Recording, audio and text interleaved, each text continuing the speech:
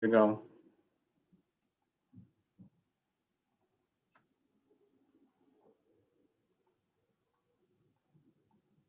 Hello, everybody, and welcome to another Rural Report. My name is Raúl Arcos-Hawkins, Business Development Specialist for the Center for Rural Affairs REAP program. Today, we will be talking a little bit about the challenges and lessons learned from federal funding through some Q&A with Lori Schrader, a specialist in the Northeast part of the state. A little bit of the agenda for today before we get started. So if you can let us know that you are here by saying hello in the chat box, which is being monitored by one of our colleagues. Feel free to ask any questions at any time during our live stream in the chat box. And if you would like to learn more about the Center for Rural Affairs, please visit our website at cfra.org. A little bit about the Center for Rural Affairs. It was established in 1973 in Northeast Nebraska. Our main office is located in Lyons. We exist to build more vibrant rural communities. Our Rural Enterprise Assistance Program project, REAP, started in 1990, and it is committed to strengthening rural communities through small self-employed business development. We offer 4 essential services: financing, which are microloans, business training, technical assistance, and networking. And for more information about upcoming events or to register, you can visit our website. The link will be in the comment section, which is cfra.org/events. And our staff is also available to Nebraska business-based businesses for one-on-one coaching, and we have several loan products to meet your business needs. Today, again, I want to welcome Lori, our loan specialist for the Northeast area, who will be answering some questions of the challenges and lessons learned from federal funding, such as PPP, economic development, economic disaster injury loan, the EIDL, Shuttered Venue Grant, Restaurant Revitalization Grant, just to name a few. Again, we're going to be talking about the challenges and those lessons learned from the federal government. The last 2 years have been challenging with the flood in the state, a global pandemic. Both of these presented serious economic challenges for businesses across the state and across the country. Both state and federal governments have set up funding to help these two disasters, but with these opportunities came some challenges and some lessons learned about applying for such funding, but also what were some of the requirements that needed to be met. Lori has been one of the loan specialists helping small businesses with some of the funding available for business to obtain some relief from these 2 disasters. But before we get any deeper, Lori, can you sum up your experience in 1 or 2 words, and what would you say? Thank you for being with us. Like Raúl indicated, I am the business loan specialist based in Lyons. I cover the Northeast area of the state.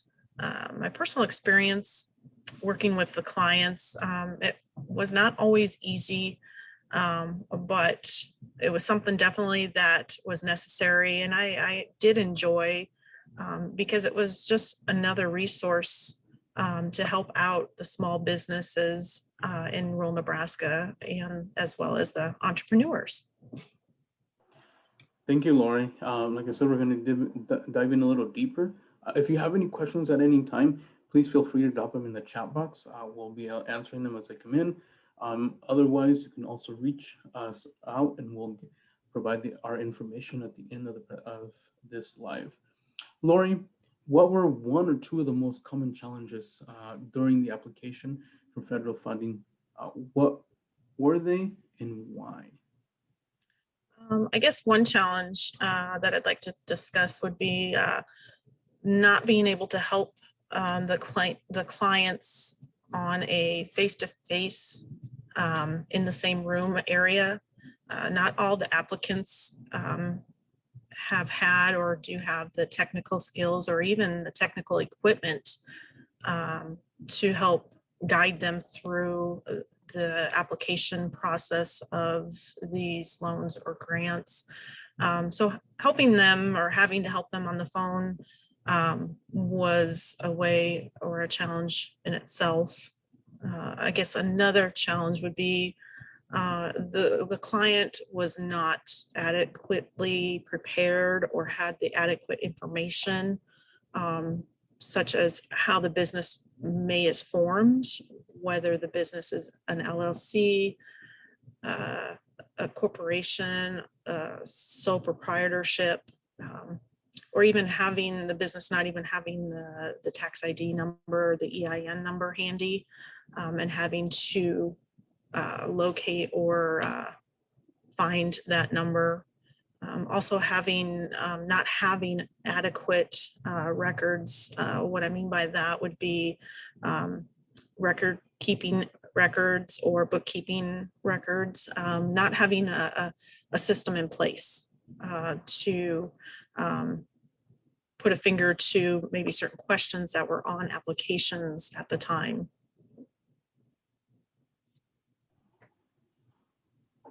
Lori, when you were describing some of these, it almost seems like some of this information is information that owners should already have or should have ready handy. Unfortunately, we've seen that it wasn't the case, which made even helping or becoming a resource for these businesses or entrepreneurs to file for these grants or any of these loans even harder. Mm-hmm. What were two lessons that you learned during the process for applying for these fundings, and why were they important? Again, the client not being prepared.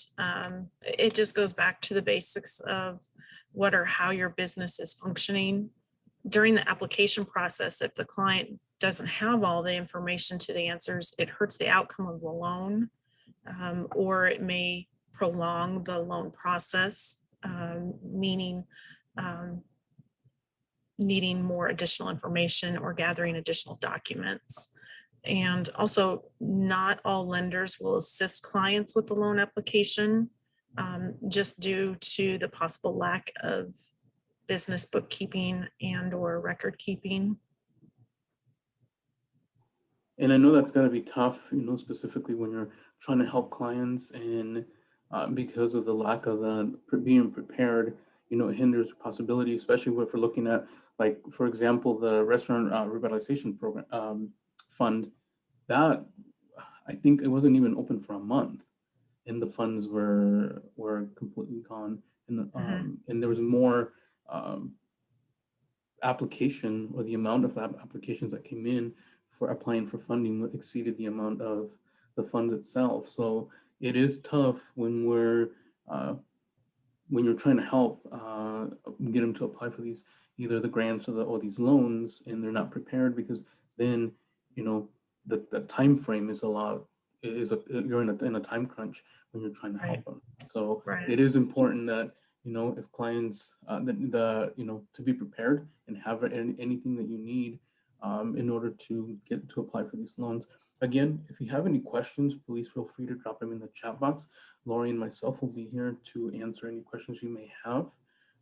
Lori, last question. Before applying, what type of for any type of federal funding, what would be the best practices to ensure that you're fully prepared to apply?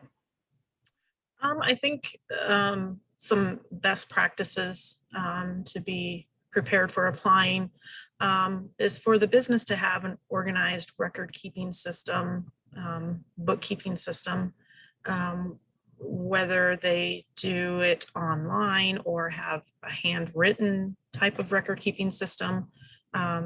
Either one would be helpful, because then in turn we can help with those during the application process. Also, having a separate bank account from your personal bank account. So just having a business bank account itself, unless you are a sole proprietor, because most of the time during the application process, they will require a bank account to show that the business is still operating. And also, don't be afraid to reach out for assistance beforehand.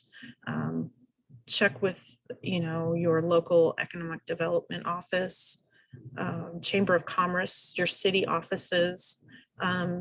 Even Googling would be a tool to just put it out there as business assistance in your area.